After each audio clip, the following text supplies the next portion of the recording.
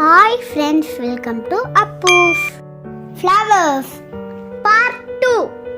அடுத்து என்ன ஃப்ளவர்மா? ஓலியண்டர். OLEANDER ஓலியண்டர். இதோட பூ வந்து பிங்க் கலர்லயும் ஒயிட் கலர்லயும் இருக்கும். இந்த செடிக்கு வெயில தாங்கக்கூடிய சக்தி இருக்கிறதுனால அலங்கார செடியாகவும் வளர்க்குறாங்க. Next ixora. IXORA ixora. இதுவும் நிறைய கலர்ஸ்ல பூக்கும். பார்க்கிறதுக்கு இட்லி போலவே இருக்கும். அதான் இட்லி பூன்னு சொல்றாங்களோ. அடுத்தது பெரிவிங்கிள். PERIWINKLE periwinkle. இது எல்லா சீசன்லயும் பூக்கும். அப்படியாமா?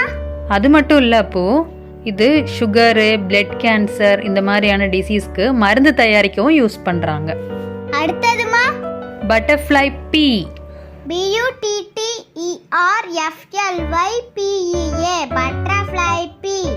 இது ப்ளூ கலர்ல தானமா இருக்கும்? நான் பார்த்திருக்கேன். கரெக்டா சொன்னடா.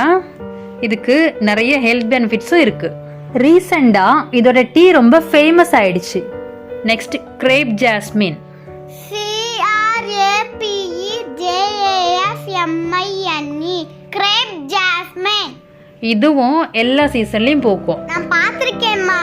செடி நிறைய ஒயிட் கலர்ல பூத்திருக்கும்ல. இது சில ஆயுர்வேதிக் மெடிசின்ஸ் தயாரிக்கிறதுக்கு மூலிகையாகவும் யூஸ் பண்றாங்க. அப்படியாம்மா? Next Bougainville. BOGANVILLEA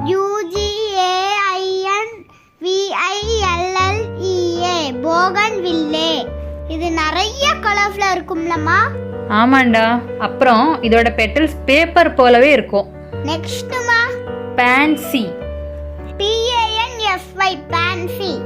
இது தோட்டத்துல தான் வளர்ப்பாங்க. ஓ அப்படியா? அப்புறம் இதோட பூ கொஞ்சம் பெருசா இருக்கும். நிறைய கலர்ஸ்லயும் பூக்கும். லாஸ்ட் வந்து மிமோசா. MIMOSA mimosa. இதோட இலைக்கு நிறைய மெடிசினல் வேல்யூஸ் இருக்கு. இதோட இலையை நம்ம தொட்டா அப்படியே மூடிக்கும்ல. நான் இந்த மாதிரி விளையாண்டிருக்கேன். சூப்பர்டா. Thanks for watching.